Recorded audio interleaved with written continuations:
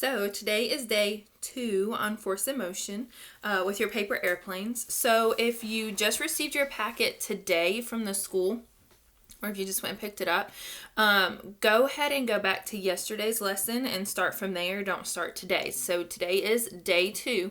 So those of you that have already started, you will be actually flying your airplanes today that you designed yesterday. So before we get into too much of the force in motion and all of our vocab words that we talked about yesterday, there is one set of vocab words that I feel like we need to talk about first and do a lesson on because it actually has to do with weather. So even though they're weather vocab words, they go along with this lesson because we're talking about airplanes, and airplanes are out in the sky and in the weather and in the wind. So it all kind of goes together. So I know at school we talk about different units, but really they all fit together, just like science fits with math and fits with reading. So sometimes it gets confusing because we're in separate classes or we're talking about certain things at a time, but that doesn't mean that everything doesn't all just kind of come together. Okay, so let's talk a little bit about these weather vocab words that you will be experiencing flying your airplanes in the next little bit if you haven't already. So what that is high and low air pressure. So as a plane is flying and as your planes are flying, they're going to experience high and low air pressure, and that's going to determine the way that they fly, maybe if they go up or down, or how much wind they catch. It all depends on the pressure of the air. So when we talk about air pressure, all that means is how much weight, how much the air weighs.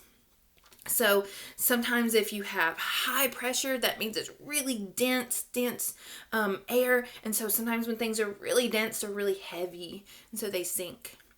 And then when you have low air pressure, it's nice and light. The pressure of the air is lighter. And so when things are lighter, they tend to float up and they're not as heavy. Okay, so that's what we're going to be talking about now. Now, all the years that I've taught, I've always taught my kids the 3 H's and the 3 L's of air pressure.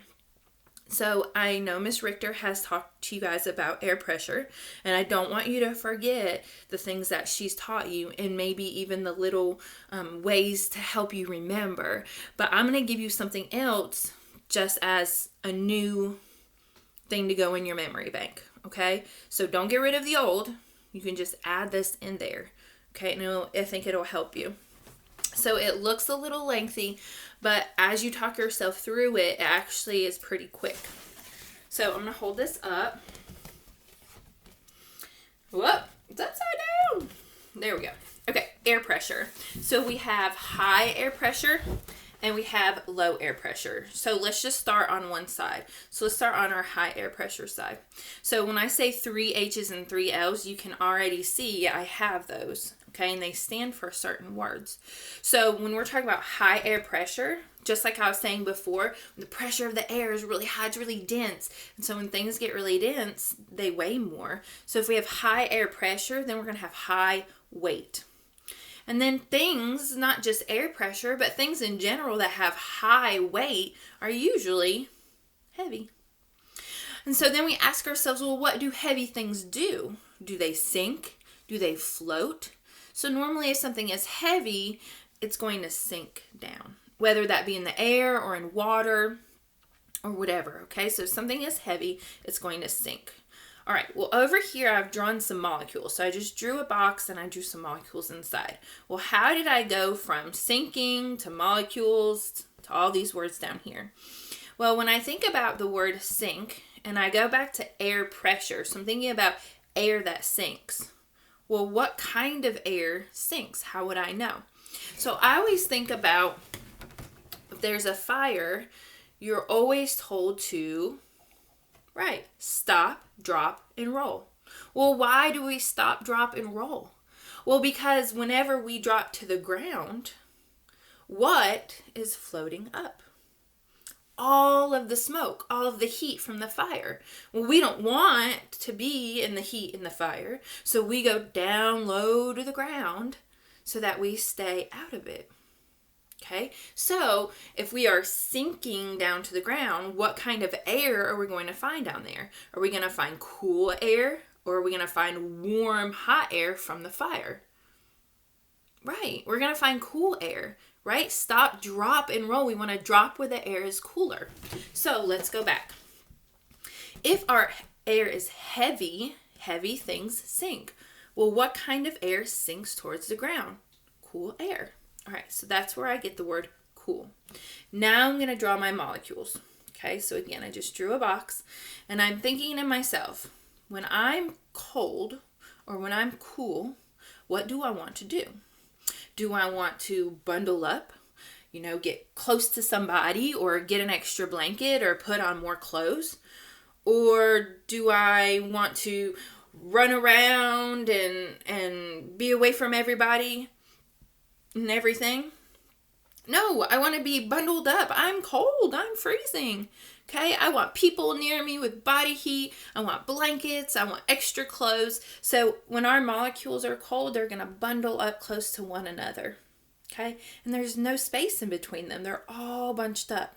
They also look like that dense air that we were talking about, right? That high pressure when they all come close together. Well, we need to ask ourselves, looking at this, do you think there is any room for water in between those molecules? No, they're too close together. So, are they going to be dry or wet? Dry. So, what kind of weather do we get with high air pressure? Cool and dry weather. So it took a little while to explain it, but if you go through it, it's pretty quick. So high air pressure means high weight. If something has high weight, it is heavy. Well, what do heavy things do? They sink. What kind of air sinks? Why am I asking that? Because we're talking about air pressure. So what kind of air sinks? Cool air. Well, when I draw my molecules, I want to be all bundled together, all bunched up. So if they're all bunched together, there's no room for water, so they are dry. What kind of weather do I get? Cool and dry. Okay? All right, let's look at our low air pressure. All right, low air pressure is very similar. So we have our 3 L's. They're the same types of questions that we asked on the other side. Okay? They're probably just going to have opposite answers. All right, let's look and see. So we have low air pressure. So if the pressure is nice and low, then the weight is also low. So low air pressure means low weight. If something has a low weight, then it is light, like a feather. Okay? What do light things do? Do they sink way down or do they float up like a feather? Right? Okay? So if it's light, it floats. Okay, go back to your stop, drop, and roll. What kind of air floats up that we're trying to get away from? Right, that warm, hot air, right? We don't want to be near the fire. We don't want to be breathing in all of that smoke. So, what kind of air floats? Warm air. Now, I need to draw my warm air molecules. So, going back, when it's a nice warm day and you're playing out at recess or you're playing at the house with friends, do you want to be all bunched up right next to each other, or are you running around playing, staying away from each other, maybe playing tag? Right, you want to be separate. You don't want to be next to somebody when you're already hot. It's too hot for that. Okay, so you want to be all spread out. So if we have warm air, then our molecules are going to be spread away from each other. Now, is there room for water? Yeah, look at all that room in between our molecules. So, what kind of weather do we get with low air pressure, warm and wet? Okay. Now, some of the other ones that you might have learned is low air pressure brings a lousy weather. So if you're talking about lousy weather, you're probably talking about stormy, wet weather. Now, that's a good way to remember it, but what word are we leaving out when all we think about is lousy?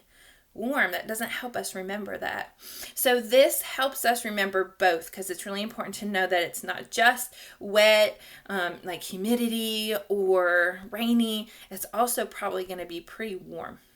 Okay, same thing with our high air pressure. Okay, high air pressure, you might have learned happy weather. So when you think of happy weather, you think of a nice sunny day, right? No rain. So that helps you remember that it's dry. But that doesn't help you know this word right here, which is cool. Okay, when you think of happy, you don't really think cool.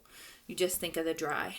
So this helps you remember both. And like I said, you're going to need to know both of them. So high air pressure brings cool and dry, and low air pressure brings warm and wet. Okay, so you have a nice clear picture of this. I'll put it all in here together, and that way you can pause it if you need to look over it and practice. So this is something that you can put into your science notebook if you have some extra room around the weather area. If not, you can always add it to the end of your notebook and just write that this is weather. So going back to your paper airplanes, be thinking about the air pressure and how if the air is, the pressure is really high, what might happen to your plane? And if the pressure is really low, what might happen to your plane? Okay, so I hope you guys have fun today flying your airplanes. We'll check back tomorrow with you, and we'll revise one of your airplanes to make it even better. And we'll be talking about our other vocabulary words that we mentioned yesterday and how they fit in. Okay? All right, have a good day. Bye.